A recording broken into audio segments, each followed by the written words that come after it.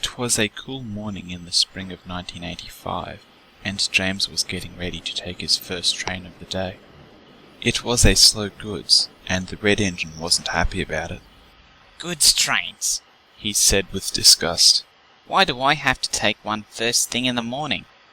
Gordon looked over from his track. "It could be worse, James. You may not have any trains to take at all, and we both know what would happen then."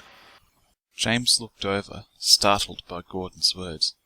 "You mean scrapped? But the Fat Controller would never—" "Exactly. We're lucky to be here, James, with real trains to pull and proper work to do. When I think about what happened to my relatives on the other railway—" "I see what you mean," James replied. He couldn't really disagree, but he still wished it didn't involve so many trucks. A moment later, the Fat Controller arrived and strode over to James. "James, the return trip of your slow goods from Barrow this morning will have 2 extra well wagons on it." "Yes, sir," James replied. "You're to shunt these at the head of your train, and treat them carefully. They will contain a special delivery for the works." "For the works, sir?" James asked, slightly confused. Special deliveries for the works usually meant that an engine was having a serious rebuild. "Sir, may I ask why Jeff isn't taking this delivery?" James asked, thinking of the Class 47 diesel who usually helped out at Craven's Gate. "For this delivery, it would be best if a steam engine took it.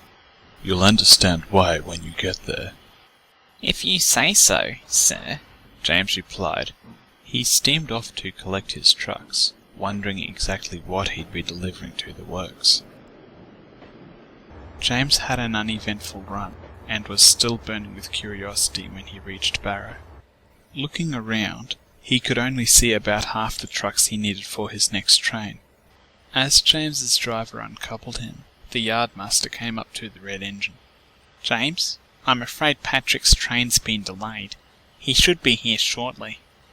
I was told there'd be 2 well wagons to go at the front of my train." "Yes, he'll be arriving on Patrick's train." "He?" James asked. "I'm sure we'll find out soon enough, James," replied his driver as he climbed back into the engine's cab. James sighed and moved off to run around his train.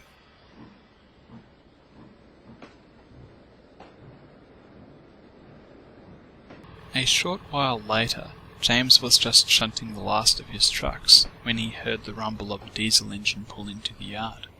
Leaving the trucks in their siding, he went to meet Patrick's train.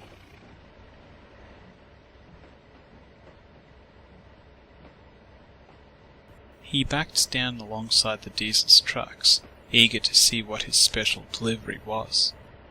A moment later, the first well wagon came into view. "What? My special load is that rusted—" He broke off as the other well wagon came into view. Realization dawned as James took in the engine perched upon it. Like his tender, this engine was covered in rust, with only a few spots of his original paint remaining. His cab roof was completely gone, and he looked to be in a rather sorry state. James gasped, and it was the other engine who spoke first. "Are you one of the Northwest Railway's engines?" "Yes, I'm James." The newcomer let out a sigh of relief. "It's a relief to see a working steam engine again." "If I may ask, who are you?" 78018. I'm afraid I don't really have a name yet." James frowned as another question came to mind. "Where did you come from?" 78018 didn't reply for a moment, and a sad look crossed his face. "A scrapyard in Wales. I'd rather not say more than that." James looked closely at 78018. Judging by the other engine's condition, he'd been in that scrapyard for quite a while. "I understand," James replied. A few minutes later, James had turned around and shunted the rest of his trucks onto the front of his return train. 78018 watched eagerly as the train got underway. As James had guessed, he had been in the scrapyard for quite a while. He was glad to be on the move again, even if it wasn't under his own steam just yet. Are you going to be part of our railway? James asked. I'm afraid not, replied the other engine. Then what brings you here? I was found by some volunteers who want to restore me for their heritage railway. Your controller heard about this and offered the use of your workshops. He also said there was an expert on steam engines who would be happy to help out with my restoration. I see, replied James. A few moments later, the train entered Henry's tunnel.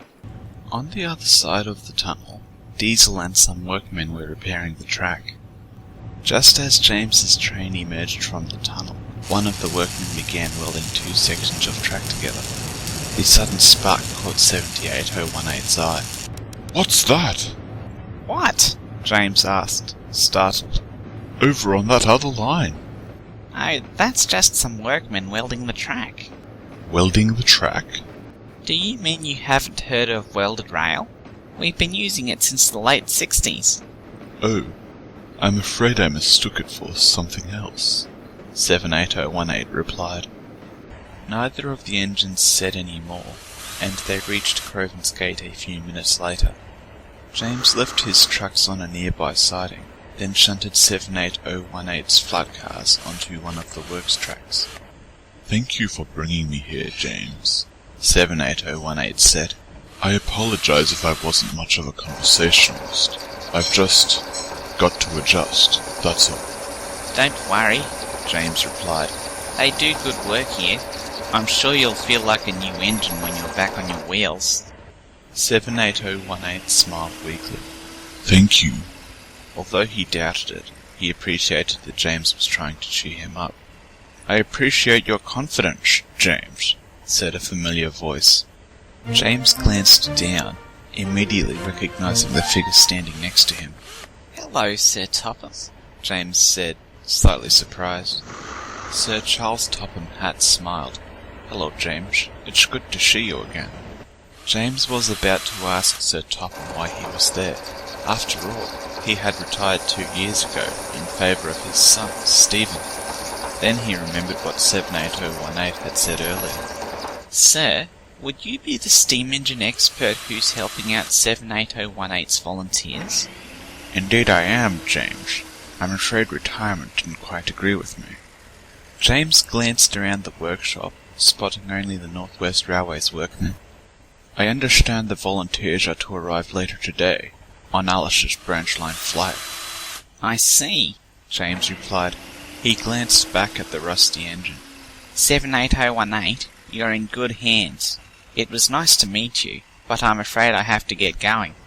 James's driver had uncoupled him, and he left to continue his goods run.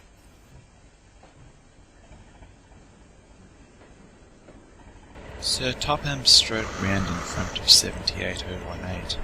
For the first time in quite a while, the rusty engine was grinning. I must say, I'm glad to finally be here, sir. Sir Topham nodded understandingly. I can understand that. I've heard you were in the Barrow scrapyard for 20 years before you were rescued, Sir Topham said gently. It wasn't pleasant, sir. I would rather leave it at that. Going through it once was enough, without having to recount it.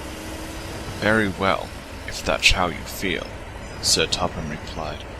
He knew that talking about these sorts of things could help, but he wasn't going to force it upon the unfortunate engine. Further down the line, James was making good time with his slow goods, but he couldn't help thinking about 78018. It had been a bit of a shock to see an engine in such a state.